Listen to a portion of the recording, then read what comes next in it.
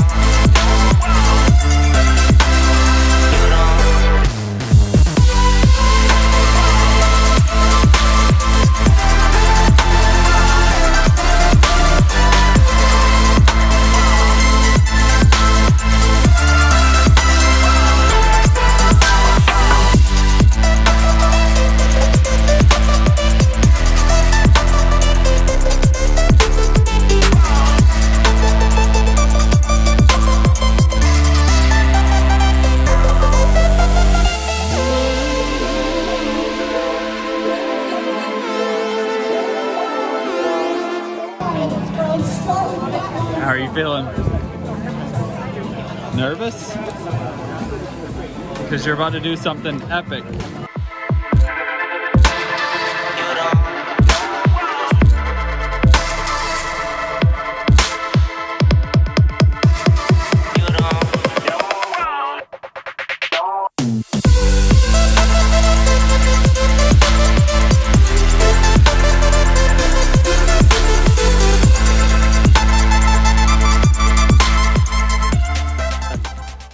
Smith from Macon, Georgia, you are an Ironman. Caleb Efford from Salisbury, North Carolina. And I'm guessing Katie Efford from Salisbury, North Carolina. Husband and wives, you are Ironman. Hey, and welcome back to the channel. As you can see, I'm wearing the finisher shirt and she's wearing the sweatshirt. So we are post Ironman Chattanooga and just wanted to get back to you with a quick recap of what we thought and felt during the race. So we did a video. If you haven't seen that, go check that out. I'll link it right up here. But that video talks about when the swim was canceled and we got that notification, how we were feeling, and then how we intended to just make the best of it and race the race that was given to us. So make sure you check that one out. So we're not gonna talk about like the details of splits and how we would recommend that you race the race or the course in Chattanooga. What we're gonna do is just spend more time talking about how, what we experienced as we were going around the course, when we saw each other, what we were thinking and feeling. So that's where this video is gonna go today. And yeah, let's jump into it. Yeah, so as we mentioned, the swim was canceled. So the bike was a time trial bike start. So they had everyone go 2 at a time every 5 seconds. So they'd have 2 people on this side and 2 people on this side, and they'd go at the beep and then they'd go at the beep. And so it actually rolled pretty quick. The first age groupers were at 8:42, and I think I looked, we started at 9:08. So we were thinking it was gonna take an hour, but they made it roll really quick. But as we were standing there waiting, we're waiting for our bikes, which is kind of like a weird feeling because that's not how it's supposed to be, right? You're supposed to come out of the water and run and get your bike and go. So it's just different. We're all kind of standing around, and I really hadn't been super nervous up until that point, but I really started to feel really nervous. I was just, my stomach was in knots and it was just hitting me. And we hear a guy, a couple bikes down from us, say, "Hey, does anybody want to pray?" And I was like, "Yes, please, me."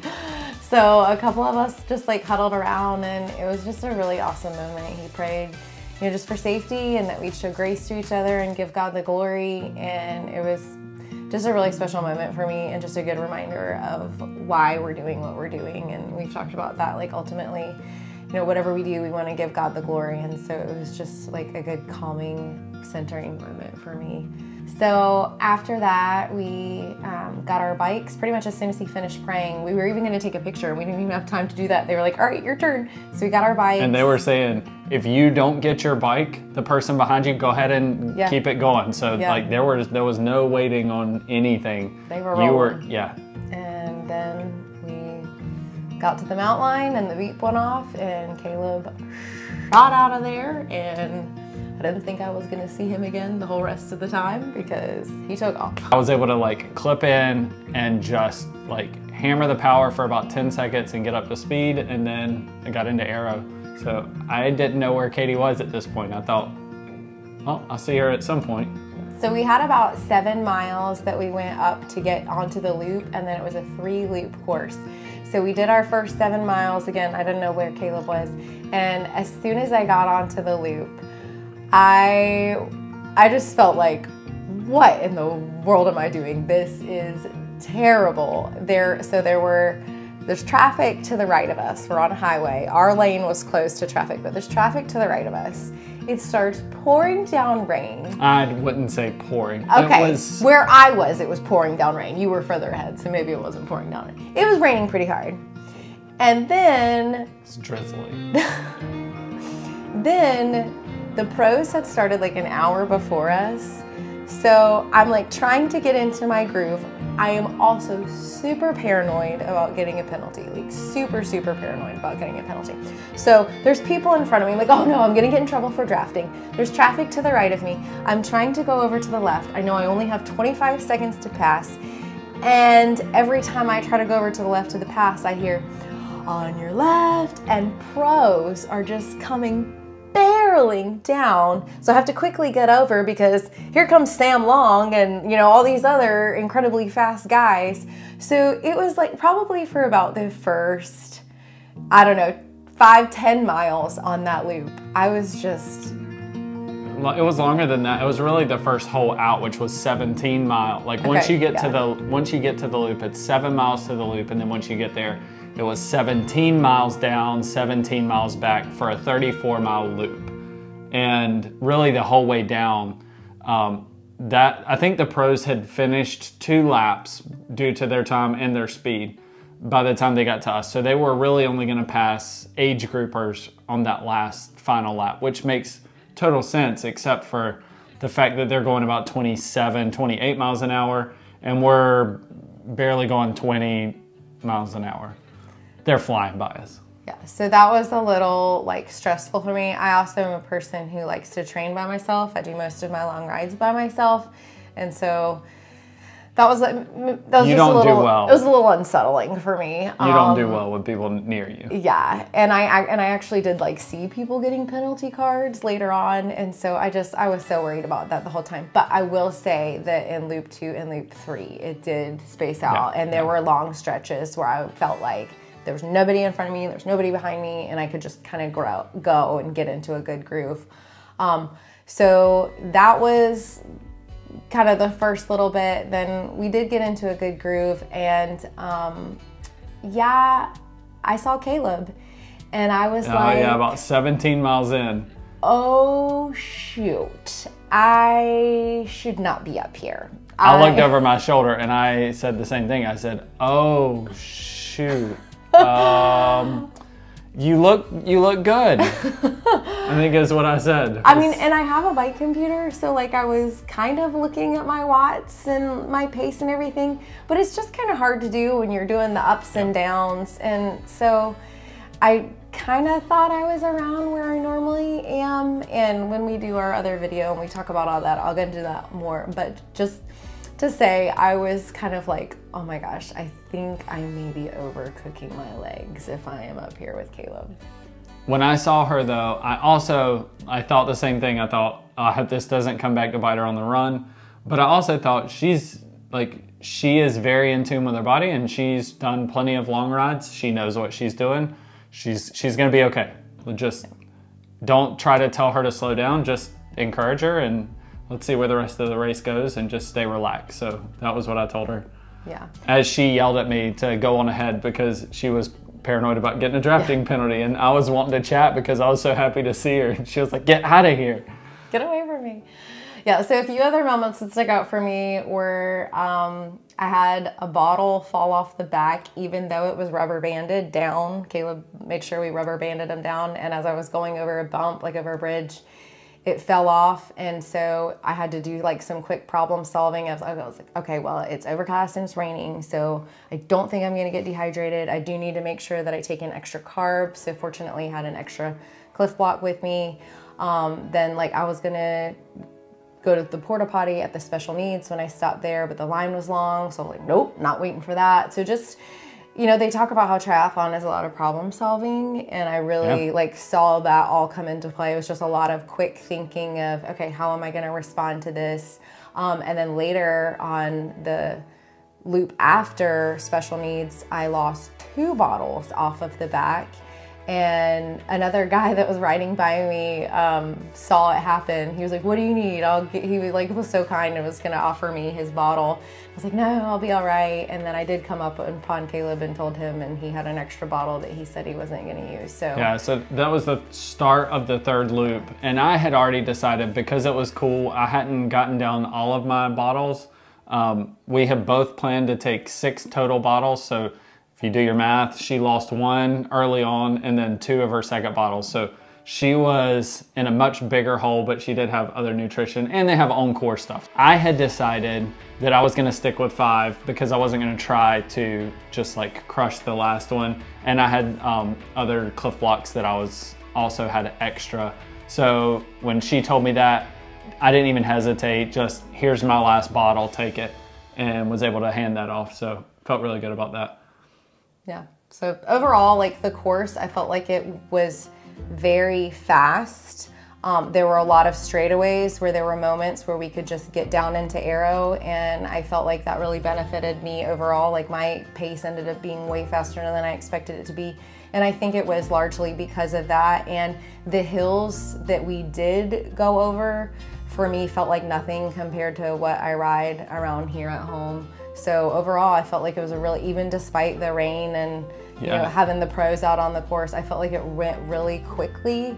And on that last loop, it was just so exciting to know, okay, when I hit 100, it's just a little beyond that, and then we're off of this and headed home. So I'm gonna back up a little bit to just talk about the rain. So it did rain on and off pretty much the entire ride.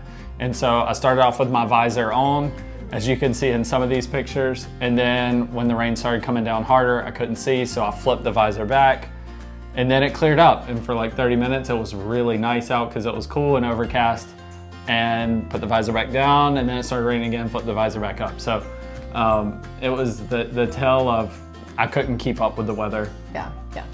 So on the note of rain, as we were finishing up that last loop, celebrating the 100-mile mark, and also trying to figure out, okay, where are we gonna finish this thing? Because we were at 100 miles and there was only the 7 miles back in. So anyways, we were rolling back in, and there was this sharp downhill, and that was, I think, when it started raining the heaviest of the entire bike ride.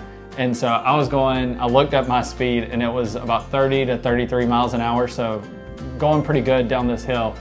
And I could not see anything because the rain was just pelting us in the face, and it stung. So I'm in aero and just held my hand up so that at least like I could see a little bit, but the rain wasn't like right in my eyes. And man, I was so happy to get down that hill, even though it was faced with a climb right after it. I was ready to be done with that hill. Yeah, it stung. I came off about a minute, maybe 2 minutes ahead of Katie. At this point, you didn't see me.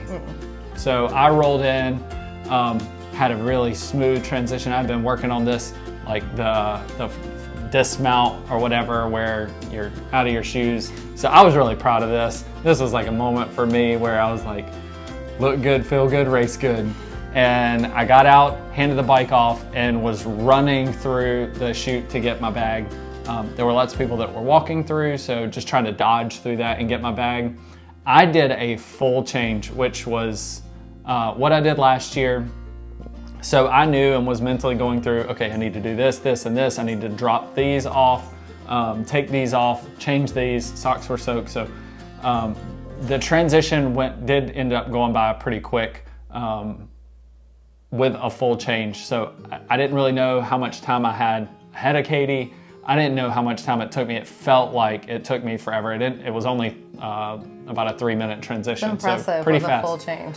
Pretty fast, but again, I didn't know if Katie was ahead of me or behind me at this point coming out of transition, because you were not doing a full change. Correct, yeah. I got off the bike and just kind of hobbled through, and I realized as I was going into the change tent that I forgot to stop my bike computer, and that was like all I could think about was, I forgot to stop my bike computer. I need that data. And I just like, the sweet volunteer came up to me and was helping me. I was changing my shoes. That's really all I did, was change my socks and shoes. And I was like, can you please tell someone to just go stop my bike computer? That was like all I was worried about. She was like, I'll send a message. She was so sweet. So I changed my socks and shoes, clipped on my belt, and I was out. And at that point, I really wasn't even thinking about Caleb. I just kind of was like, let's get the run started. It's time to go. I gotta like, how are my legs gonna feel? Or like, I really was, I knew within like the first half mile, I was gonna know, can I do this or did I overcook my legs? And so I was just kind of like assessing everything, and I saw like our friends and some other people calling out my name, and so I just Chris Half. Yeah, dressed up like bacon, yelled my name, and I was just like, oh, just something about hearing your name out on the course just gives you such a boost. Special. So I made it out and then up to the hill, and I saw Caleb about a quarter of a mile up, like towards the top of the hill. Going up the hill, I looked over my shoulder and saw her, and so I thought, okay, get up the hill. I knew she was gonna pass me at some point, and I didn't know that it was a half mile in, but I knew that she was gonna pass me at some point, so I thought, just get up, lock it in, and then I'll see her in a few minutes. Yeah, so I got up to Caleb and we started talking, and I wasn't sure how long we'd stay together, and then I realized, like, he's actually going pretty quick. This is a good pace. I think that we can... I had programmed a run workout in my watch because I run by power, and so it lights up green if I'm within the target, and if I'm going too fast, it lights up red, and if I'm not going fast enough, it lights up blue.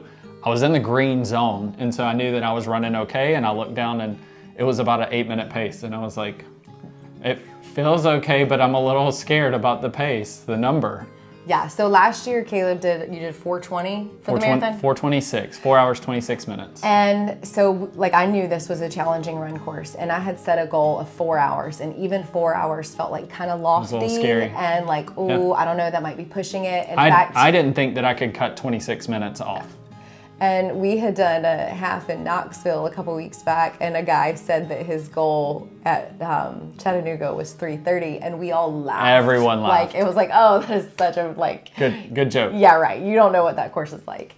And so the fact that we were doing an 8 minutes pace was kind of scary, but at the same time, like, you know, this feels okay. Good. Yeah. So maybe we just stick with this. And the fact that we were together and we felt really comfortable, like we were just chatting, we were talking about the course, we were talking to other people, like it just felt really good, really the whole first half. Yeah, very relaxed. Even despite going up Barton and, you know, Battery Place, like we're smiling and talking and laughing and having a really good time. And then when we got to the pedestrian bridge, so just about to start the second loop, which is the halfway point, Caleb said, all right, what do you want to talk about? And I was ready to keep talking to make the second loop go by as fast as the first one. And I just kind of knew, like, I have a good gauge on my body, and I was like, I can't talk anymore. Like, I'm turning inward now. I'm going into my cocoon, and I just got to conserve my energy. And at that point, I was just like, oh, shoot, this is going to be a long second half. Like, talk to me about something. And I knew she was focused on herself, and that was probably the smartest thing that she could do. Yeah, and I did kind of, like, my stomach started feeling upset, and my hamstrings were hurting, and I didn't want to talk about all of that. I didn't want to, like, even speak it into existence. So I just kind of focused on myself. I will back up and say on the first loop, shout out to this amazing, I think it was a high school band. I realized, like, a couple miles in that one of my hair ties had come out of my braid, and so it was just like falling apart. So I just kind of like held it in my hand for the next mile. It was a mile. And Caleb ran on ahead and was like, does anybody have a hair tie? And this sweet girl was like, I got you. And she gave me her hair tie, and I just like almost, like, it was such a small thing, right? Like a hair tie is like pennies. But man, what a difference that made to be able to, like, pull my hair back. So just a lot of little moments like that where the volunteers were just like, what do you need? The extra I got mile, you. yeah. And that was just amazing. They don't even think about Like, what is this going to cost me later? It's just, Yeah. no, you need to hear, absolutely, here, take it. Go. They are 100% focused on us and helping us have the best day possible. Thank you.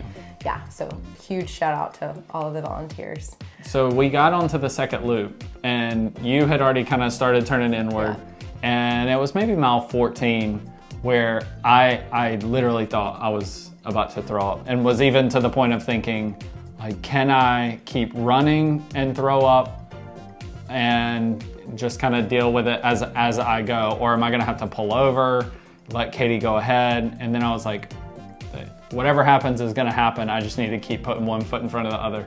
And that feeling kind of passed, and so that was a moment where I just thought I need to just hang on to Katie and go. So kind of dark moment number one, hung on, Katie pulled me through. Yeah, and right around Battery Place. So it's mile 18, 19, 20, maybe 20, somewhere in there. And maybe a couple miles before that really too, I felt like I started to kind of hit the pain spot. And I feel like in every marathon I've done, somewhere between 15 and 20, it always happens that, like, I feel like my training has gotten me up until that point.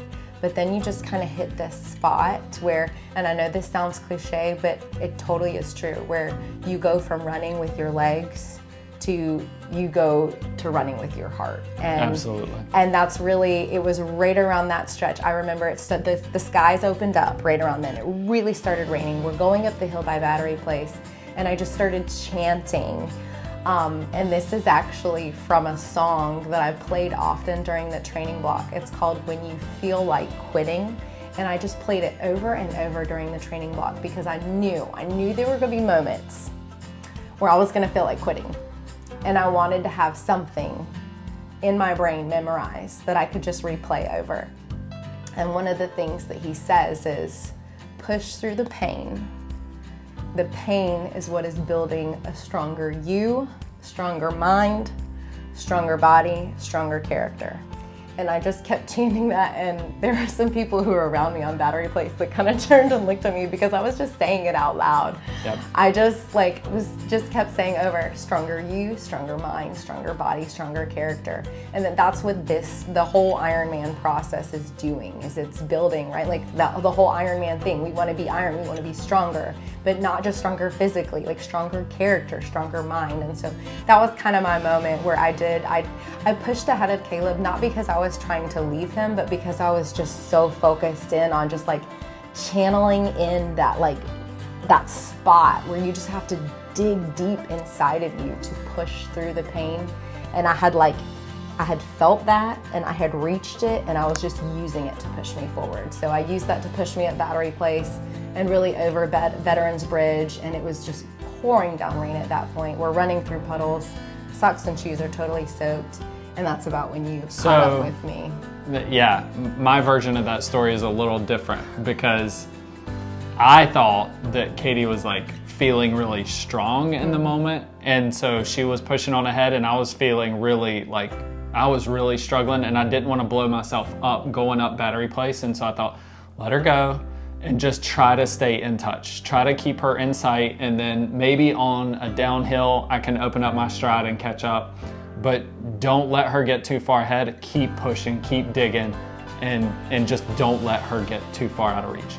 And so I got up and over the hill, got onto Veterans Bridge, and again, this is when it's pouring, like shoes are like squishy wet, where like every step was spraying water. And I was able to, once we got over kind of the crest of the bridge, on the downhill, I was able to really open it up, and I caught back up, and I thought, thank you, Lord, because I really thought you were out of reach. And so caught up, and then the rest of it was, what were you telling ourselves? We knew we only had 10K to go. And 10K. like 6 miles is what we normally do on like a normal weekday with our friends. So I was like, okay, this is just one of our loops around the neighborhood. So we made it up and over Barton, around the loop, pretty uneventful. It was hard. It was really hard. Made it back up the back side of Barton, and then once we got to the top, I just like let it go. I knew that we had downhill, and I just started hollering, and I was just like, let's go. And I did. I kind of picked up the pace and I was like, come on, Caleb, we're going downhill. You always pass me going downhill. At this point, my gas tank was empty. Like, I was on fumes and I knew that like I couldn't let Katie down. So I wasn't gonna jeopardize her time by slowing down, because at this point we had kind of agreed that if we were close, she would wait on me. Yeah. So I thought, I cannot let her down and I can't let her go, because all my friends would give me crap forever that I got beat by Katie. So I could not let her beat me.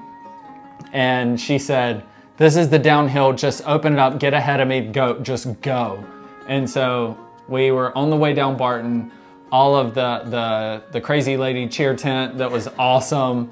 They were all dressed up. I thought maybe I should stop there, but I kept going. It was hard, but I kept going. Y'all are awesome if you're watching this.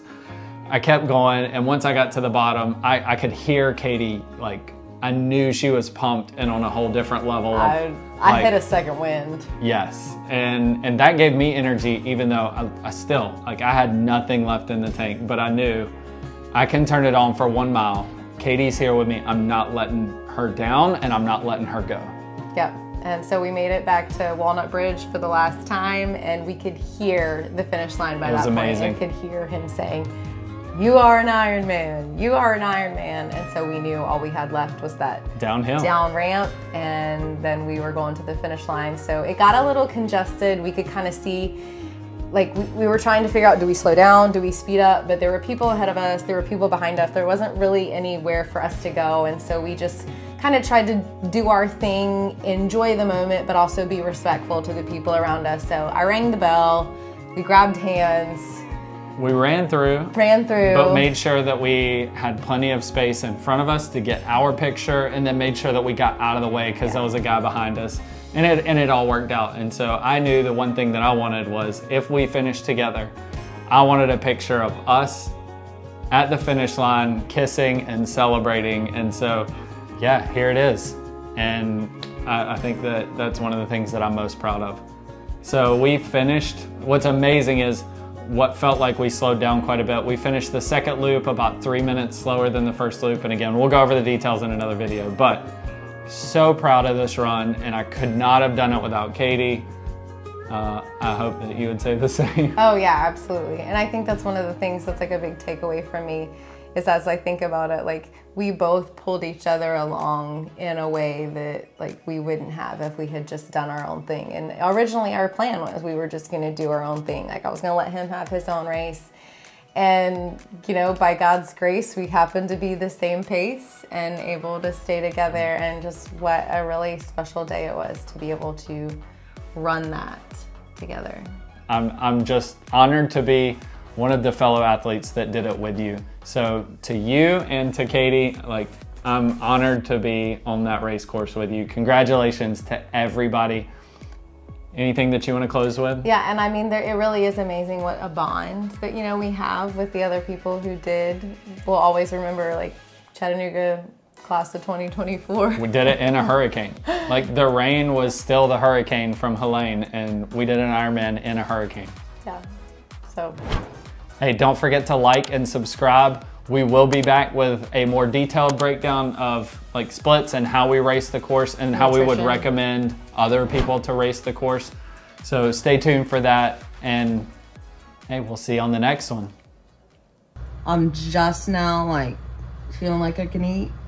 Cup of noodles hits the spot, and everything hurts. Ready to sign up for another one? No. Everything hurts.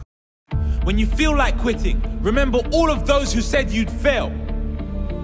When you feel like giving up, remember why you started. When you feel like quitting, remember what you're doing it all for. When you feel like quitting, remember pain is temporary and greatness lasts forever. When you feel like quitting, remember that the pain you feel today will be replaced with the strength you need tomorrow. Remember that every ounce of pain you feel is building a stronger you, a stronger body, a stronger mind, and a stronger character. So push through the pain. Don't let it stop you. Force it to grow you. Don't back down from the pain. Face it. Feel no pain. There is no pain. That painful last rep, that's nothing. Give me more. Push harder. Too tired, too hard, too busy, too early, too stressed. No excuses. Too tired, no excuses. Too hard, no excuses. Too busy, no excuses. Too early, no excuses. Too stressed, no excuses. When I feel like quitting, I remember there's too many people I need to prove wrong. When I feel like quitting, I remember I have too much to fight for. I will not quit. Sleep-ins, they're for grandmas.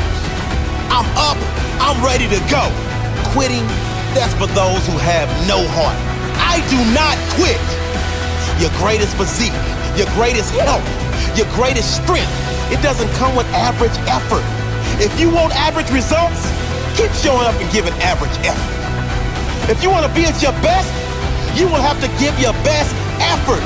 Make an oath to yourself that you will not walk out of any training session, any game, anything without giving 110% of your soul. Whatever you think is your limit, push past it. Whatever you think is your max, see if you can get 10% more out. Results don't lie. It all comes down to one simple question. How bad do you want it? And when you feel like quitting, give me 10 more.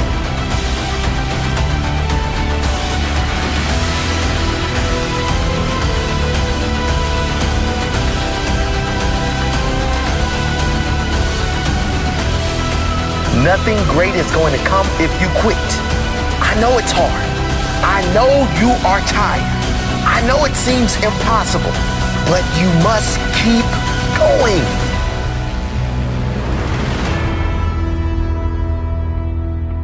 Stick it out and get your reward.